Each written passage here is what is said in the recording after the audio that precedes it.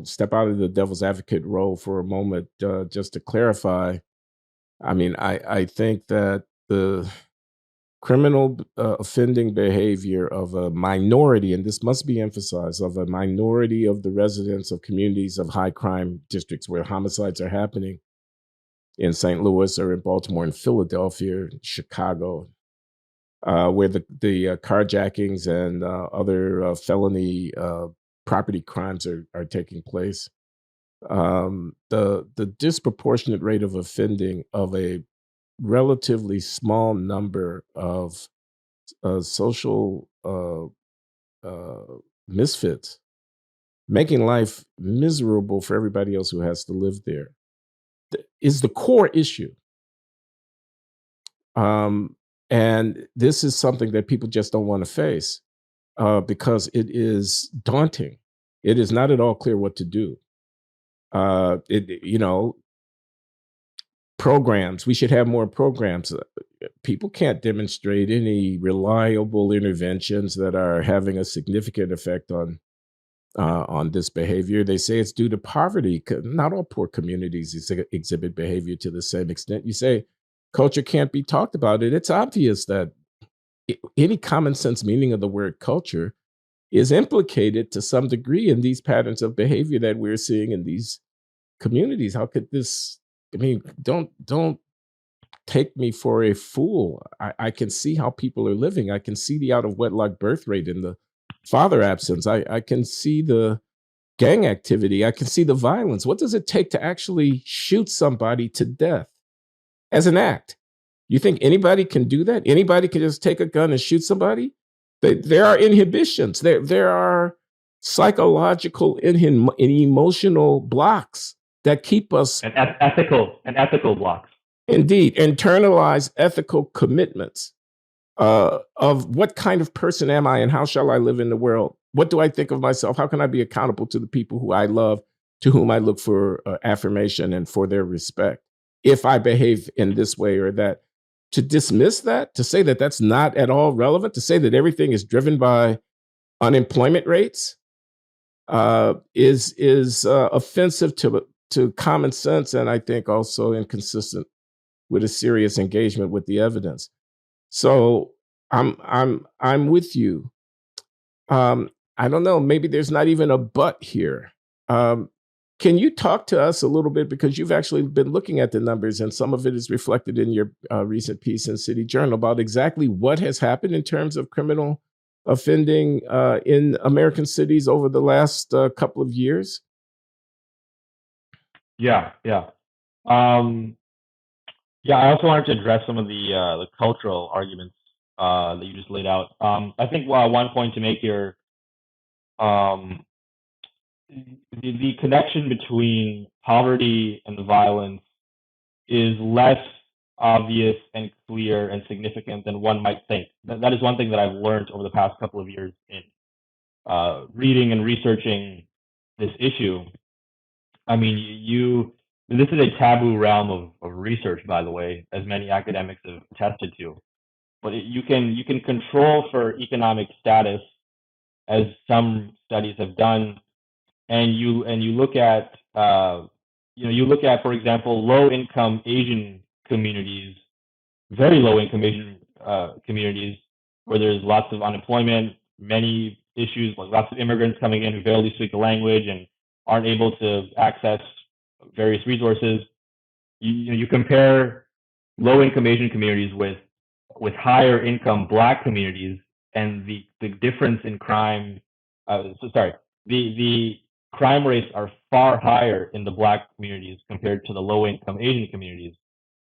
Now, why is that? Now, obviously, this doesn't need to be this need not have to be said, but because there are some crazy lunatic progressives who might think that I'm insinuating this, nothing to do with genetics or any biological predisposition. That is not in my mind at all. Okay, again, it doesn't need to be said, but I'm just saying it. But obviously, if economics doesn't explain it, if you have higher income Black communities having higher rates of crime relative to Asian communities, then you've isolated the role of economic status, but you still have a higher rate of crime. So what is the driving factor then? Is it fatherlessness? Is it culture? All those things matter. Um, so I just don't find the economic argument to be convincing. I mean, there's also one study that Barry Latzer, if you're familiar, the American criminologist. Are you familiar? Barry Latzer, yeah, he's a conservative criminologist, but he's written about this at great length about how in the 1990s and 80s you had certain black immigrant groups, such as the black immigrants coming in from Haiti, who were also uh, dealing with economic issues on top of language and cultural issues, and also had similar, if not higher, rates of poverty relative to American-born black communities. But yet their crime rates were significantly lower. This is we're speaking the 80s or 90s. Um, yet their crime rates were lower. So in that case, you've even isolated race. You've made that constant. You have two black populations, and yet one has significantly higher crime rates. So you've eliminated race and economic status. So you're left with either society is somehow distinguishing between immigrant black individuals and non-immigrant black individuals, which is not plausible, or there are differences between populations, irrespective of race and economic class, that have to do with culture, have to do with family dynamics, and fatherlessness is something that you've talked about at great length. High rates of fatherlessness that contribute to inner city dysfunction and crime. And so I just wanted to say Yeah, that before I address want to your go. I question. want to go back. I want to go back. You said you disavow that you're making any assumption about genetic differences between Asian and African descended populations in calling attention to the fact that a lower economic strata Asian population had lower crime rates than a higher economic strata African American population. That happened. You're not saying it's genetics, it's culture. And here's what I want to say. Might it not be easier to take if it were genetic? If there were a genetic element, here's what I mean. I'm not saying there is. I don't know, frankly. I don't know how you know that there's not. Um, Certainly, populations that descend over many generations from relatively different primordial stock could have evolved some differences in, I don't know, the glandular system and how people deal with aggression or uh, the impulse control or whatever. I'm not saying it's true. I don't believe that it's true. I'm just saying it could be true. And if indeed, I mean, because we're talking about relatively small numbers of people here, the people who are engaging in these violent criminal activities are a minority of the population. They're outliers. They're behavioral outliers. And the way people react to stress, I mean, interaction between genetic and environmental factors that could conceivably be implicated. I mean, a lot of different areas of human behavior have very sharply unequal representation of people from different um, uh, primordial population stocks. Look in the professional sports, for example, where you see a vast overrepresentation of African Americans, et cetera. I won't belabor the point. What I meant though was that might it not be easier to take in the sense that, well, okay, there's an app for that. I mean, if indeed it's a question of how much adrenaline is coming out in the response to a certain environmental stimuli, and I find that that is partly under genetic control and it differs as between these populations. I'm not saying it's true. I don't know that it's true. I'm just saying something like that could be true. It maybe it's treatable, and B, it really does take the moral judgment onus off of the population that's on the short end of the comparison because people can't really control that.